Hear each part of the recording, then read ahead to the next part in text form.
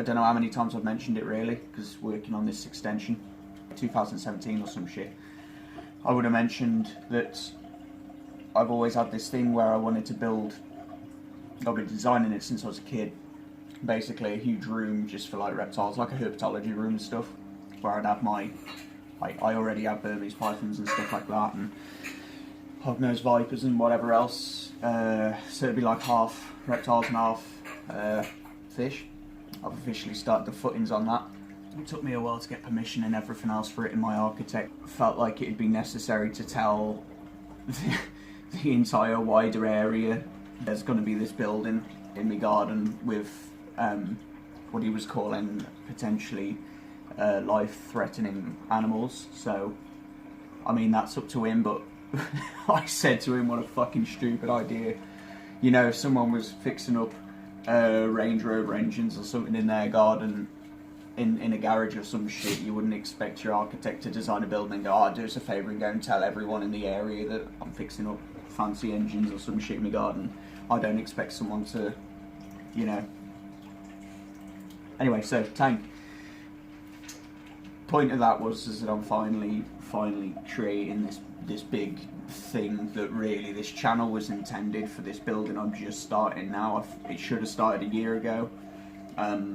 Some of you might remember I've been fucked around quite supremely with the things that we're doing since we moved in this house. So the channel was really for this thing that's about to happen. That and like shit that I come up with, what I write, comedy and shit like that. None of that's ever made it to the channel so far. So when that happens, it's going to be a bit of a weird one. I'm going to end up with a bit of a mix of audiences. I don't really know how to face that. We'll cross that bridge when we get to it. This tank, there was a jump.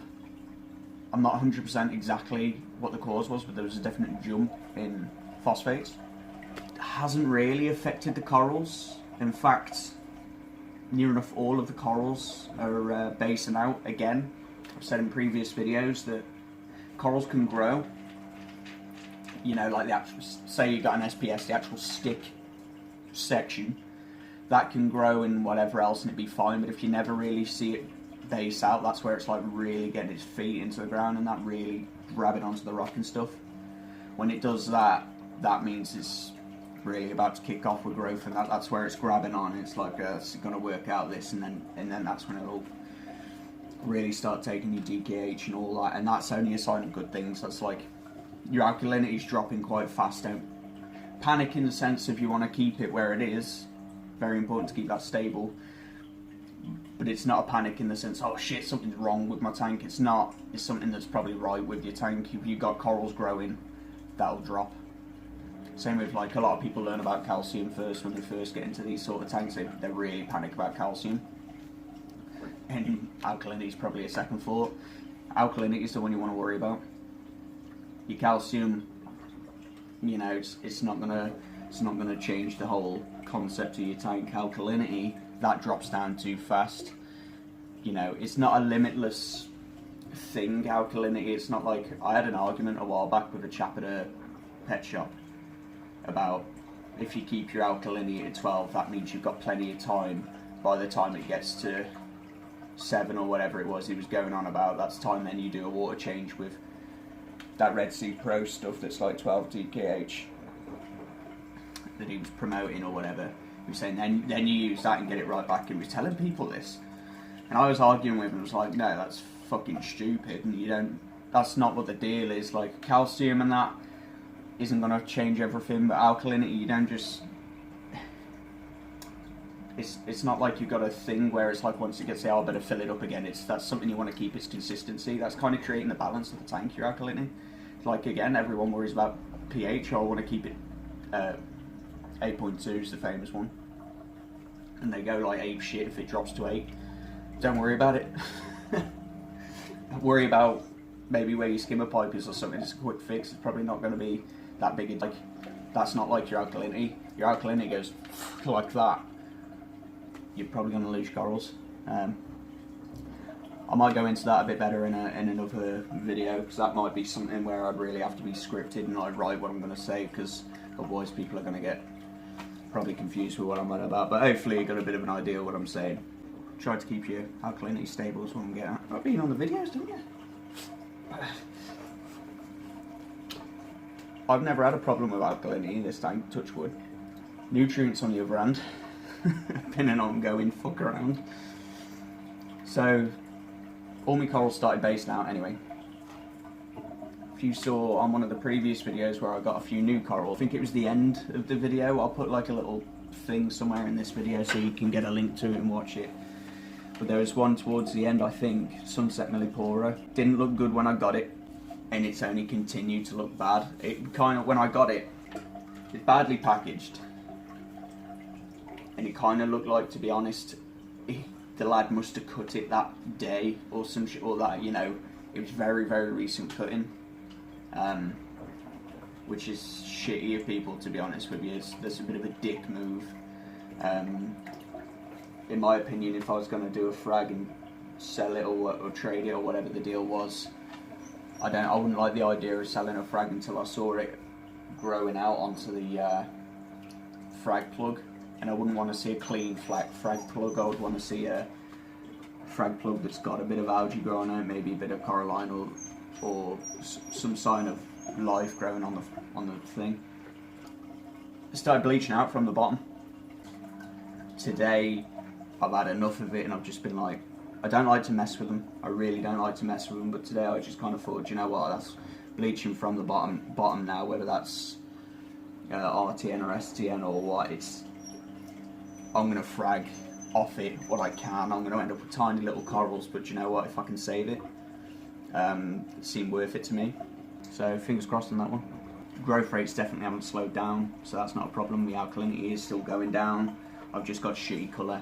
The colour is starting to come back. I found that on my Avalopora in the middle of the tank that's pink and blue, I found that the colour changes on that very, very quickly, so that's a good indicator that I can look at that coral and be like, okay, this is what's going down.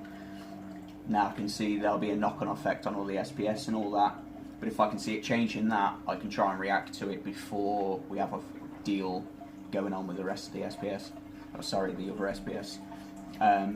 Since buying that Millipora, I thought it was all systems go, so I started loading corals in. I went out and bought another 4 corals, I think, 3 or 4 corals. I got some unknown acro, I got something called a yellow dragon's breath that I don't actually know what it is.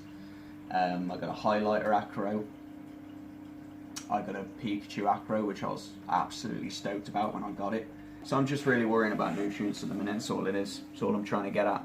When I lock down nutrients, then I'm going to start really seeing what kind of colour I can get out of this. I'm not arsed with growth rates, to be honest. I'd rather have slow growth rates and the colour be, you know, I definitely I prefer to go for colour. I'm not trying to make any money or anything like that. I'm not trying to do anything dickhead. I just want this tank to look amazing. I want people to watch this tank and go, oh shit, he's not fucking around. So yeah, I'm going for that really. That forest fire starter, Monty. It's doing ace, probably my second biggest coral in there now. That's including fragging that accidentally.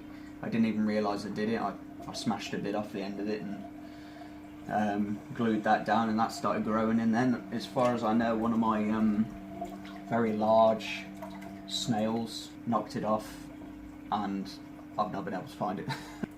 Phosphates went right up. I started a water change. I do 25 litre water changes. Aquaforest probiotic reef salt is what I'm using on this tank at the minute. Then I'm going on to Tropic Marin, I think it is, Pro Reef, the proper like old school guys, and I got sent a massive tub of that months and months and months and months ago.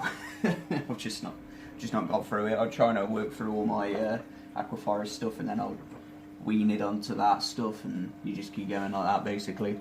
I keep all my, again like I said before, I keep my salinities and alkalinities and all that right. A good thing to do is that when you get your fresh batch of salt water to start your water change. Before you start your water change, do water tests on your new stuff that's got to go in. So check like salinity, obviously, temperature, obviously, always, you know, and DKH. If you're really worried about your DKH, at the very least, go with something that will be lower than what you've got. Don't go with something that's likely to be higher what you run. If it's lower, at least then you'll have something that you can put in there to raise it up to exactly what you've got in your tank. Phosphates went up. So, me 25 litre water changes, I did the one, and it was the bottom of the bag, so I just tipped the rest in. Usually it takes however many cups it was, 4 cups, but in this case it was 3. Whatever it was at the bottom of the bag must have been super concentrated, because me salinity, I can't remember what it was now, but it was way up. So I had a bright idea of putting half in another bucket and filling them both back up with RODI and just swinging for the fences and see when I ended up. What were the odds that they would both be absolutely exact? Both buckets, 50 litres altogether, 2 25 litre buckets, and they just happened to be on 35 ppt salinity. So the 25 litre water change turned into 50 litre water change. So might have been a bit dramatic, but it'll all be fine. I think I've ended up with a bit of cyano. I've had a little bit of cyano for ages. I'm not asked about it. It's not causing any problems. I know it'll burn itself out eventually. But yeah, before I start going too mad with the water changes, because I am concerned that there might be something going on in here that I can't see what's happening due to my, like I say, my sunset milliporous is struggling. I know I got it when it was struggling, but you know, still it's good to check. And my Pikachu Acropora is looking shitty. That looked brilliant when I got it. Now it looks shitty, so I know that's something I'm doing, and just in case it's not just high nutrients. I did do one of these little buggers today, and I'm going to go and send it off now. Don't know why I'm showing you a blank packet.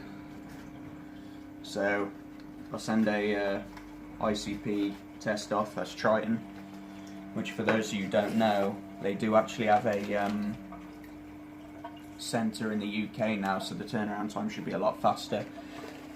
In the case of their normal ICP OES test, not in the case yet of the NDOC, which, to be honest, in this case I probably would have been better off doing an NDOC, but we'll do that first and we'll see where it goes from there, and we'll take it as it comes, you know.